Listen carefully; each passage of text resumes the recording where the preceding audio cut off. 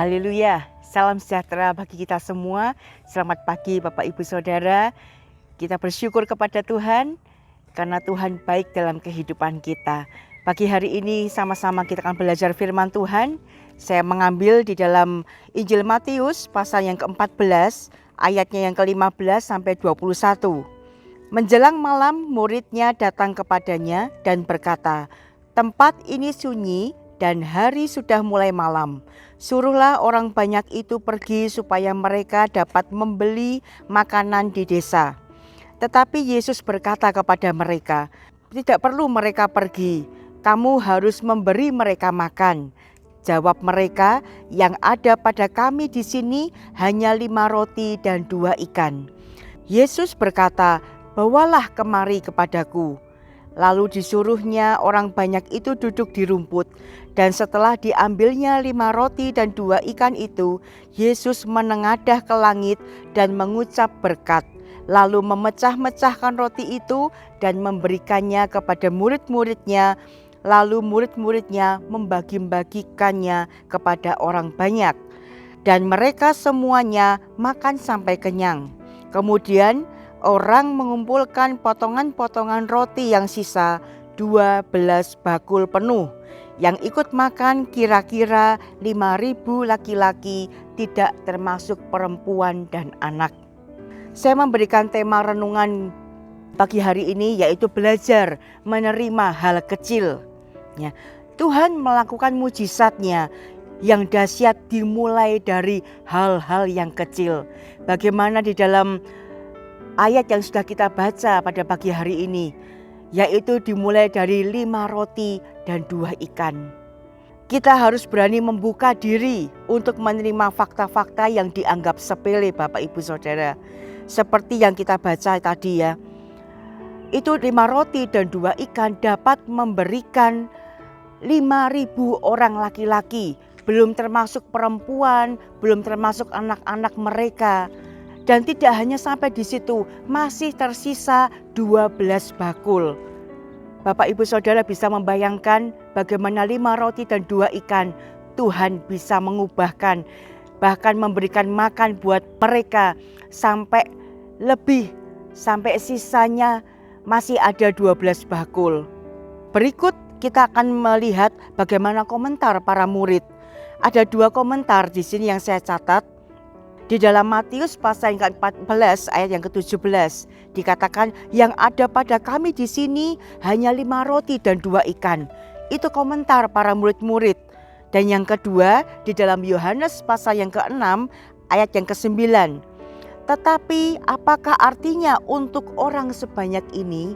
Bapak Ibu Saudara bisa melihat bagaimana inilah komentar dari para murid-murid Yesus ketika mereka melihat yang di tangan Yesus hanya 5 roti dan 2 ikan. Nah, kita sering tidak memiliki sukacita karena menganggap hal-hal yang terjadi di dalam hidup kita ini hanya hal-hal yang sepele. Ya, lebih baik sedikit daripada tidak sama sekali Bapak Ibu Saudara. Keinginan kita akan hal-hal yang besar itu bisa membawa kepada kebinasaan. Oleh sebab itu pagi hari ini kita belajar bahwa hal-hal yang kecil pun Tuhan bisa mengubahkan. Ya, bagaimana Yesus mengajar orang-orang yang menganggap remeh hal-hal yang kecil? Yang pertama, Yesus menerima hal-hal yang dianggap sepele oleh para murid di ayat yang ke-18. Dan inilah awal dari kedahsyatan mujizat ini. Mari kita belajar untuk menerima dan mensyukuri hal-hal yang kecil. Kalau kita masih memiliki hal yang sedikit, kita diberikan hal yang sedikit, mari kita terima dengan ucapan syukur.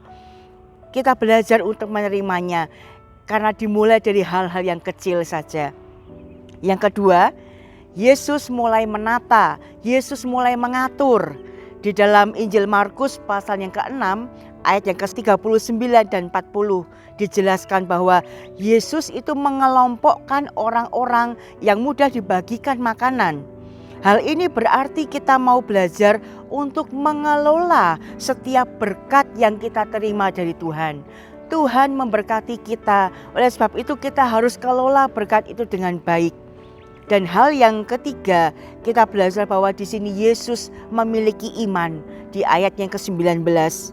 Hal yang sedikit tapi disertai dengan penyertaan Tuhan akan mendatangkan mujizat. Kita harus selalu bersyukur dan kita harus selalu berdoa kepada Tuhan. Sebelum kita menerima hal-hal yang besar, bersiaplah menerima hal-hal yang kecil. Karena dari hal yang kecil Tuhan dapat mengubahkan hal yang lebih besar lagi dalam kehidupan kita. Puji Tuhan, Tuhan Yesus memberkati. Mari sama-sama kita berdoa.